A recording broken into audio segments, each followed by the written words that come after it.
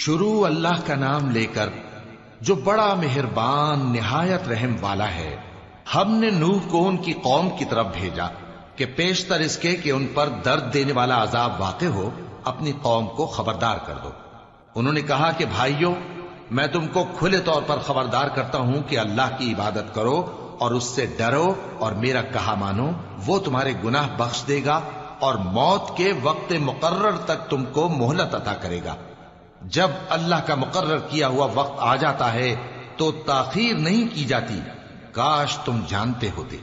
جب لوگوں نے نہ مانا تو نوح نے اللہ سے عرض کی کہ پروردگار، میں اپنی قوم کو رات دن بلاتا رہا لیکن میرے بلانے سے وہ اور زیادہ گریز کرتے رہے۔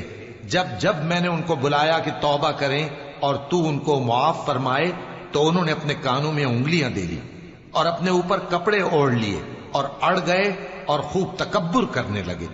پھر میں ان کو بلند آواز سے بھی بلاتا رہا، پھر علانیہ بھی اور رازداری سے بھی سمجھاتا رہا۔ پھر میں نے کہا کہ اپنے پروردگار سے معافی مانگو کہ وہ بڑا معاف کرنے والا ہے۔ وہ تم پر آسمان سے موسلا دھار میں برسائے گا اور تمہارے مال اور بیٹوں میں اضافہ کرے گا اور تمہیں باغ عطا کرے گا اور ان میں تمہارے لیے نہریں بہا دے گا۔ تم کو کیا ہوا ہے کہ تم اللہ کی عظمت کا اعتقاد نہیں رکھتے، حالانکہ اس نے تم کو طرح طرح کی حالتوں میں پیدا کیا ہے؟ کیا تم نے نہیں دیکھا کہ اللہ نے 7 آسمان کیسے اوپر تلے بنائے ہیں اور چاند کو ان میں روشن بنایا ہے اور سورج کو چراغ بنا دیا ہے؟ اور اللہ ہی نے تم کو زمین سے ایک خاص طرح سے پیدا کیا ہے، پھر اسی میں تمہیں وہ لوٹا دے گا اور اسی سے تم کو نکال کھڑا کرے گا۔ اور اللہ ہی نے زمین کو تمہارے لیے فرش بنایا تاکہ اس کے بڑے بڑے کشادہ رستوں میں چلو پھرو۔